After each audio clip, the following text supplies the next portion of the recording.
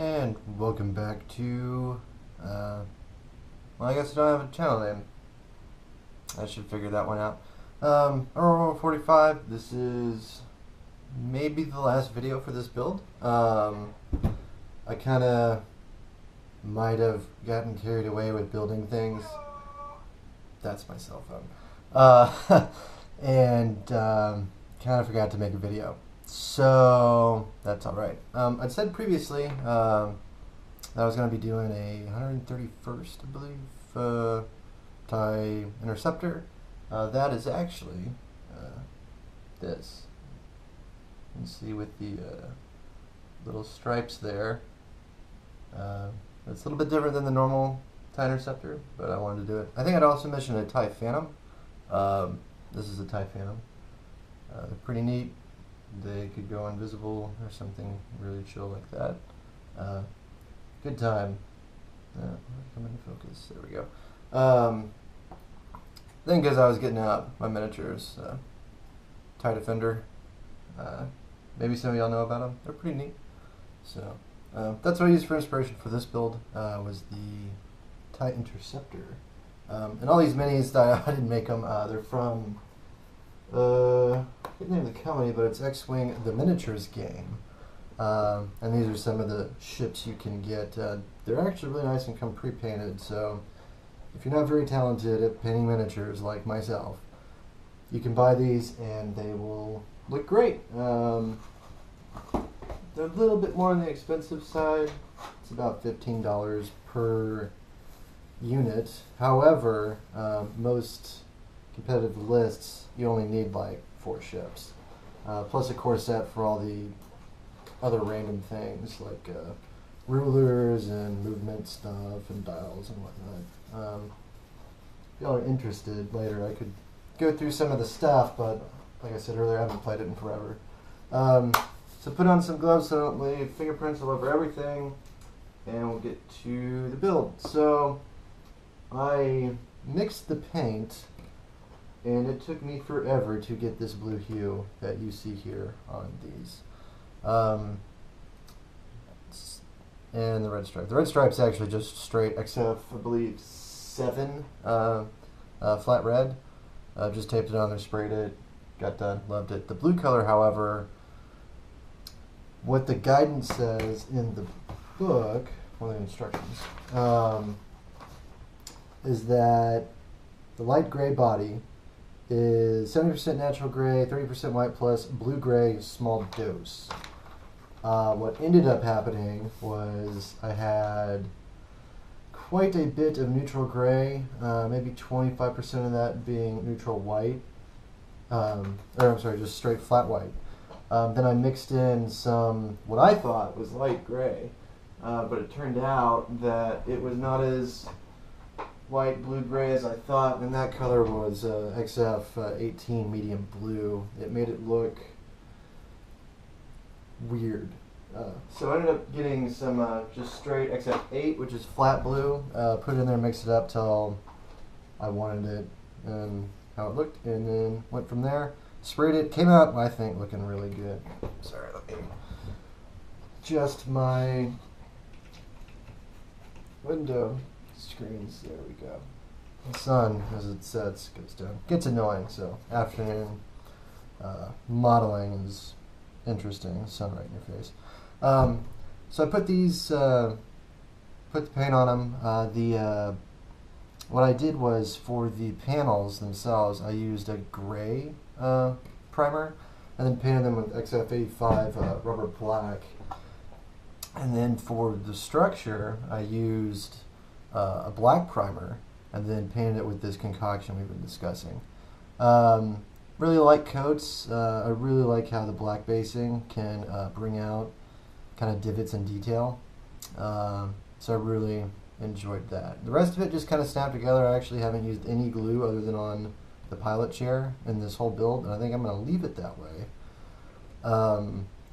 Just so when friends, you know, maybe if they're interested, I can say, hey, you know, this ain't so bad. I didn't even have to use glue on this one.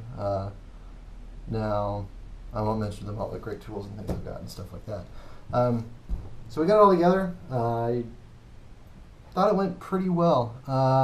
There's a few little bitty gaps that might stick out if you're a true, like an actual perfectionist. Like the inside of this seam is a light gray from the original plastic. I thought that they were going to mate up perfectly, but it actually overhangs just a little bit under the gun.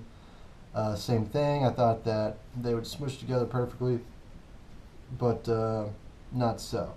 However, I just left it because part of me thinks that just perfect models are kind of boring.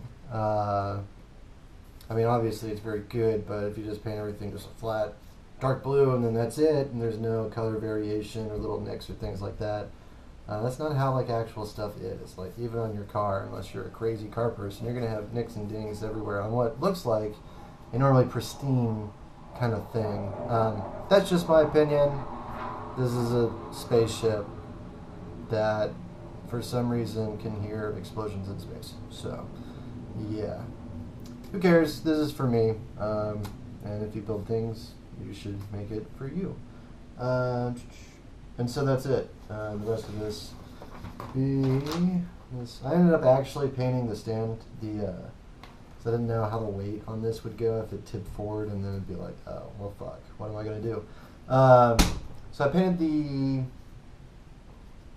stand. It's just a flat gray primer, UMP primer actually. I used UMP primer on all of this.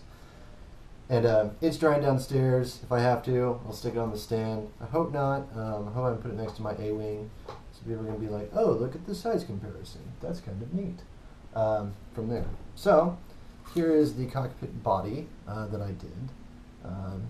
Again, in the kind of light gray, bluey kind of color. I think when compared to how it looks to screenshots from the movie, this is a very, very close match to what I've seen, at least in stills.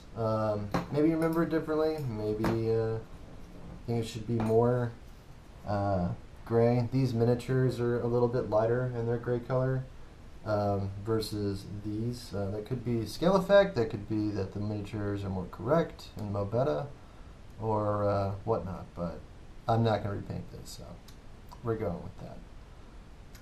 Okay, so there's the cockpit. Sweet. Did not paint the rear view mirror. So I guess it's not actually a rear view mirror, but you know what I'm talking about. So this little piece right here is not painted. What can I do about that?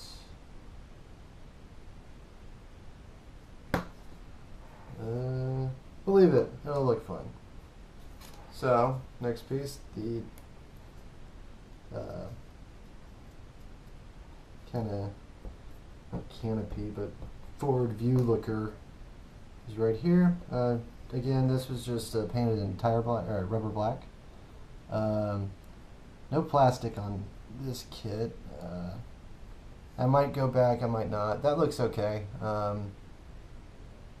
I don't really mind. If it bothers me after a while, I'll go back, but I doubt it right now. So we have this, inside of which had some tape. Again, this is the piece that does not have any clear plastic on the inside, just how it goes. There we go. Get that top in there. So that's looking pretty good, I think. Have this bottom piece to go in. And actually the stand itself, I thought it'd go into this little hole right there at the bottom, which maybe it can. But the way the stand is made, it looks like it wants to go into this little hole in the back, where like the ion engine exhaust would be. Oh, excuse the jet noise, I live right under a runway.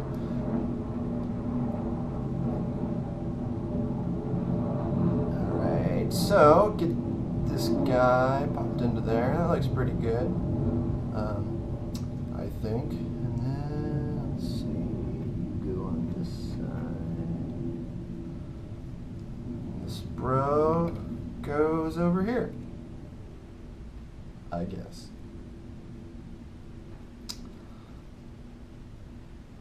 So there you have it.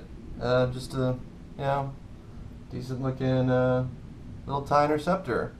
This whole build took me about 2 days to do, and it rolls forward great. Wonder if I could make like a something. I bet I could find some, like a, here we go. This is a round from a T-33 Tokarov spent shell casing.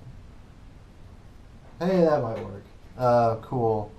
So yeah, it didn't take very long. Here's its little buddy. So I think I got the ratio of the stripe. Might be a little high on mine compared to these. But all I did was just take the 6mm, 6mm Tamiya tape, and just taped it down the bottom of the seam with the blue or the gray part over the black, and then just use that as a baseline on all of them. And then on the outside, I just kind of eyeballed it. I realized if I used the 18mm Tamiya tape and I just put it on the edge, I'd get about the same weight, that it might be a little bit more consistent. However, you can't really compare any side, so it's all good. And using this little miniature as a guide, kind of, it's actually a little bit different than this model. Oh well. It's not as clean as you would think as far as where some of the different parts are. But yeah, this guy went together. I'm liking this one. This will go on my shelf. Probably spam some of my buddies with pictures of it because I like to do that. But that's it. Cool. Well, thanks for watching. If you have questions, comments, concerns, leave them in the comments, I guess. Yeah. If you have suggestions for the channel, please let me know. Anything I could have done better besides, actually film everything, let me know. If not, whatever. It's kind of it. I might continue doing these videos. I don't know. I'm starting to look at video editing software. I found a couple, but I don't know how easy they're going to be without spending a chunk of change on just a video editor. So we'll see where that will take me. And that's it. So thanks for watching.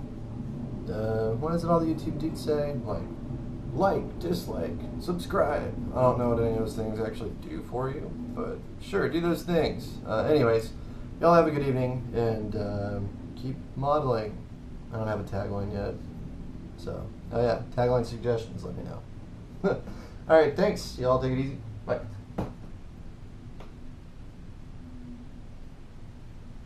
I think it's done recording. No, it is not.